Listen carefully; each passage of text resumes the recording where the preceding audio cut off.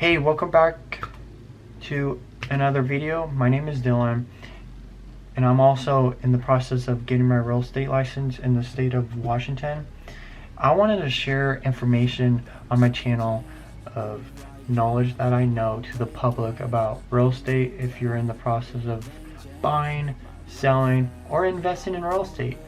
This video could help you out. Today we're going to talk about how to figure out how much you can afford for your next home. Well, before we talk about how much you can afford for a home, whatever, you want to know first, before I ever say how much that is for the house you want to buy, you want to figure out what type of property you want to buy. Single family, there's a lot of maintenance involved. You want to know there's a lot of maintenance involved. Likely there's a lawn. Someone, not you, but someone has to mow the lawn. Trash, utilities have to be paid, all that. So you have to figure out what type of property. Single family, there's a lot more work involved. Apartment, not so much. But single family, the desirable benefit of living in a single family home is more space, more square footage, more bedrooms, more out space, maybe more features than an apartment, than having one bed, one bath type of situation. When you figure out the type of property you want, let's say for example it's a single family home, right? And then you have to figure out, so I want you guys who's watching this, and if you're a first home buyer, I don't want you to keep on waiting until the interest rates go down. Don't wait. Go on now. And the prices to houses, if the prices right now is $520, and if you wait until the interest rates go down, and then that price you found on that house is $520, that would go up, right? And it's the best time to buy. And then once you buy that house for $520, and then sooner or later, like a year or two, that equity, that money you put in the house will go up, and then later when you sell it, you could sell it for $580 or $620, depending if whatever happens. I mean, in the market, because the market, what it does, it's kind of like the stock market. It goes either up or down, right? But I want you to figure out on the best prices you can buy.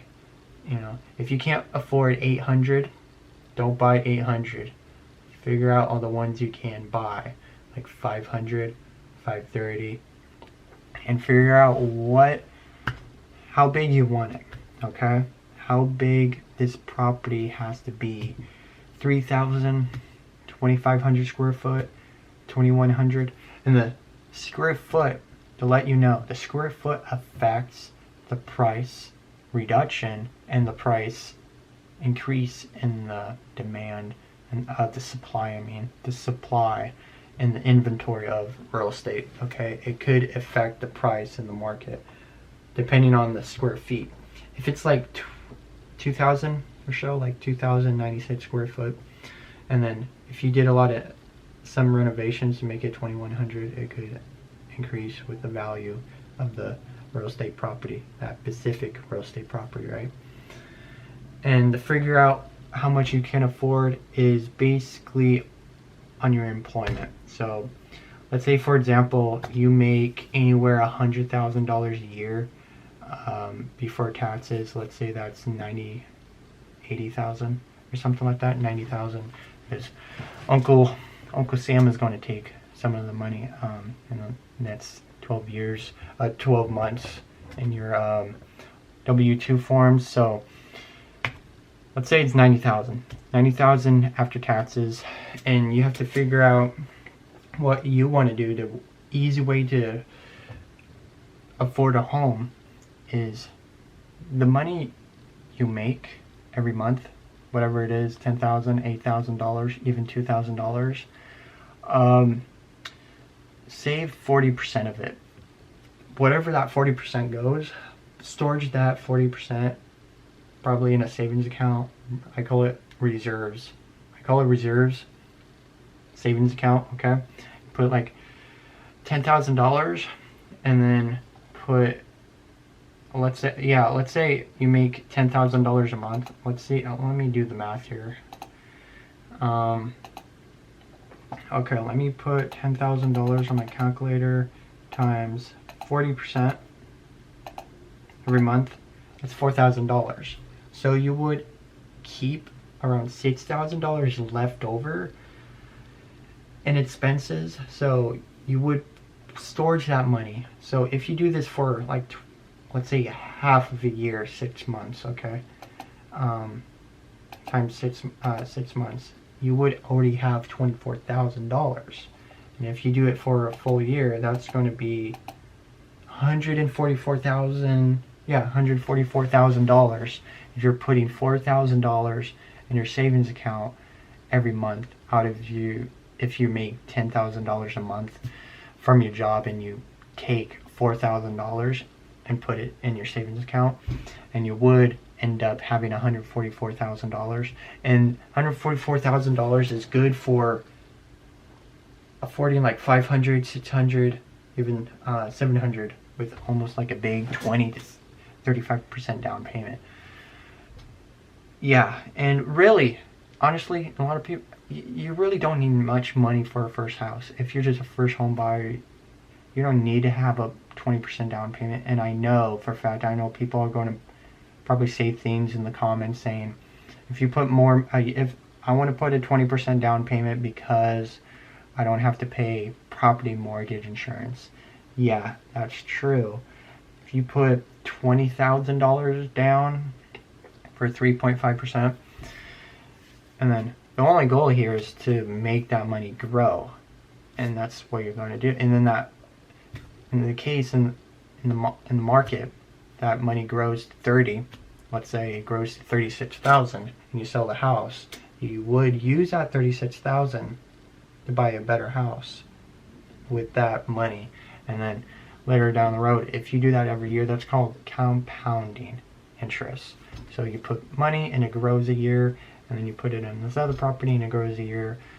So overall, what I would say to figure out how much you can afford for a home is look at your monthly income. So just your monthly income and your monthly expenses, what you're going to pay, and save 40% of your income in the savings.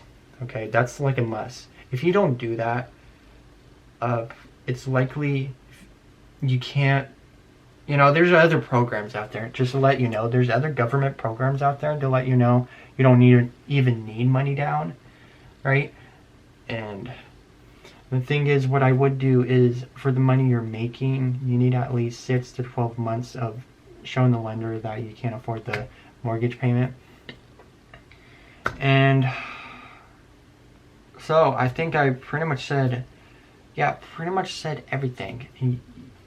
And I would say avoid debt. So I avoid getting a credit card debt. I would say don't really have a lot of debt. If you have debt, yeah, because it's likely if you're in debt right now, there might be a chance you get denied a lot, or it would be not denied, but how much you can actually afford for a home. Like, you probably would really actually afford for $500,000, but because you have all this debt, like you owe, like, let's say for example you owe like $10,000 for a school or something, because you're a lawyer, you owe that much for a school. Okay, let's just say that, and the lender, the bank, would know you owe this much to these people, and you still pay payments to them, right? And it would affect how much you can afford for first home buyers, if you don't know that. And if you guys found out something new, and if this helped you to actually get a good idea in your brain in there to figure out how much you can afford, or the both of you, of your two partners, you and your spouse, if this helped you at all to actually get a better idea how much you can afford or get on the way to your goal to buy your first house, I appreciate you leave a like, follow me, and I appreciate you follow me, and I'm gonna keep on uploading real estate videos. If you're interested in watching real estate videos, I consider you to like and follow. And if you have a question, comment down below of this video. I will try to get back to you. If you have any questions, anything, I will answer. So, any means, I will see you in the next video.